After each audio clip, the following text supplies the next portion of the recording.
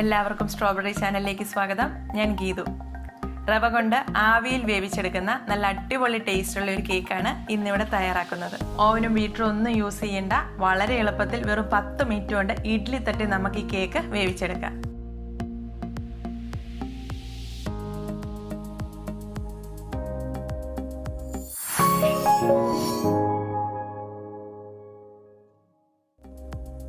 ഇത് തയ്യാറാക്കാനായി മിക്സിയുടെ വലിയ ജാറിലേക്ക് 1 കപ്പ് റവയാണ് എടുക്കുന്നത്.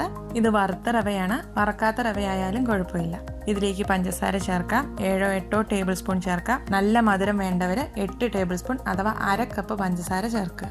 പഞ്ചസാരയ്ക്ക് പകരം ശർക്കര വേണമെങ്കിലും ചേർക്കാം. ഇനി ഇതിലേക്ക് ഒരു ഫ്ലേവറിന് വേണ്ടി 1/4 ടീസ്പൂൺ ഏലക്ക പൊടിച്ചതാണ് ചേർക്കുന്നത്. ഏലക്ക പൊടിച്ചതില്ലെങ്കിൽ ഈ സമയത്ത് 2 ഏലക്ക ഇട്ട് കൊടുത്താലും മതി. ഇനി അഥവാ ഏലക്കയുടെ ഫ്ലേവർ ഇഷ്ടമല്ലെങ്കിൽ ഇത് പൊടിച്ചെടുത്തതിന് ശേഷം 1 ടീസ്പൂൺ വാനില എസൻസ് ചേർത്താലും മതി. ഇനി ഇതൊന്ന് പൊടിച്ചെടുക്കാം. ഒരു 30 സെക്കൻഡ് പൊടിച്ചെടുത്താൽ മതിയാവും. ഇതാ ഈ രീതിയിൽ ഇത് പൊടിച്ചെടുത്തിട്ടുണ്ട്. വലിയ ജാറായതുകൊണ്ട് അത്ര ഫൈനായിട്ട് അങ്ങ് പൊടിഞ്ഞിട്ടില്ല, കുറച്ച് തരികളൊക്കെ ഉണ്ട്. ഈ കേക്കിന് അത്രയ്ക്ക് അങ്ങ് പൊടിച്ചെടുക്കണമെന്നില്ല, ഈ ഒരു പരുവത്തിൽ മതി. ഇനി ഇതിലേക്ക് 1/4 ടീസ്പൂൺ ഉപ്പ് ചേർക്കാം. 2 മുട്ട ചേർക്കാം. മുട്ട ഉപയോഗിക്കില്ലാത്തവർക്ക് അത് ഒഴിവാക്കാം. പകരം 2 ടേബിൾ സ്പൂൺ എണ്ണയും 1/4 കപ്പ് പാലും കൂടി ചേർത്താൽ മതി. ഇനി ഇതിലേക്ക് പാല് ചേർക്കാം.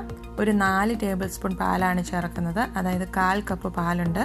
ഇതിന് നന്നായിട്ടൊന്ന് അരച്ചെടുക്കാം. 1 തൊട്ട് 1.5 മിനിറ്റ് വരെ ഇതൊന്ന് അടിച്ചെടുക്കണം. അതായത് ഇപ്പോൾ ഈ ഒരു പരുവത്തിൽ അരച്ചെടുത്തിട്ടുണ്ട്.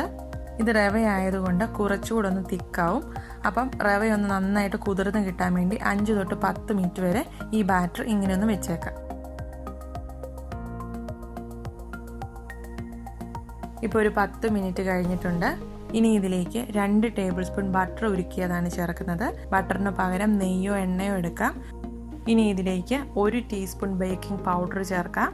ഇനി ഇതൊന്ന് മിക്സായി കിട്ടാൻ ഒന്നുകൂടെ ഒന്ന് അടിച്ചെടുക്കാം. ലോ സ്പീഡിൽ ഒരു 5 സെക്കൻഡ് അടിച്ചാൽ മതി.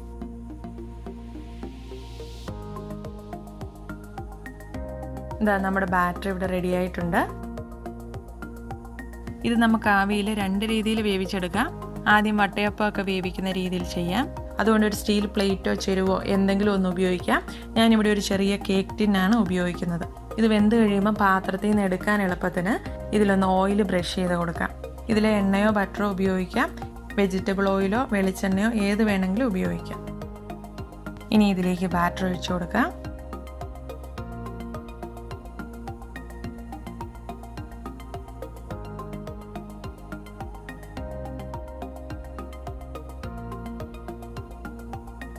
ഇനി ഇത് വേവിക്കാനായി ഒരു അപ്പച്ചെമ്പിൽ വെള്ളം ചൂടാക്കിയിട്ടുണ്ട്.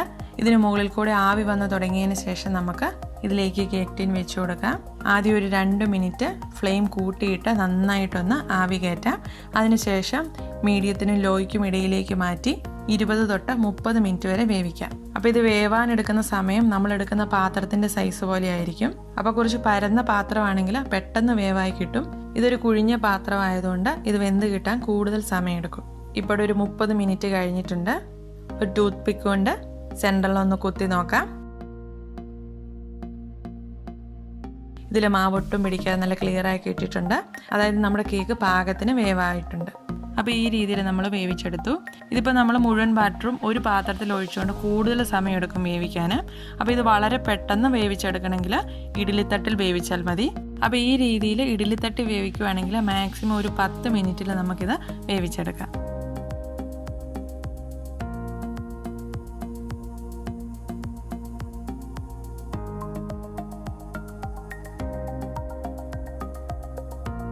അപ്പോൾ ഇതും വേവായോ എന്നറിയാൻ ടൂത്ത് പിക്ക് കൊണ്ടൊന്ന് കുത്തി നോക്കിയാൽ മതി.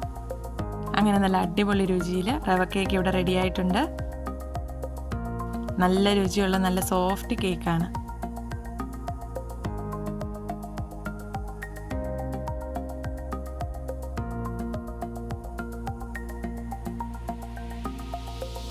അപ്പോൾ നല്ല എളുപ്പമല്ലേ കേക്ക് തയ്യാറാക്കാൻ? നിങ്ങൾ എല്ലാവരും ഇതൊന്ന് ട്രൈ ചെയ്ത് നോക്കണം. ഇഷ്ടമായാൽ കമൻറ്റ് ബോക്സിലൂടെ ഞങ്ങളെ അറിയിക്കണം.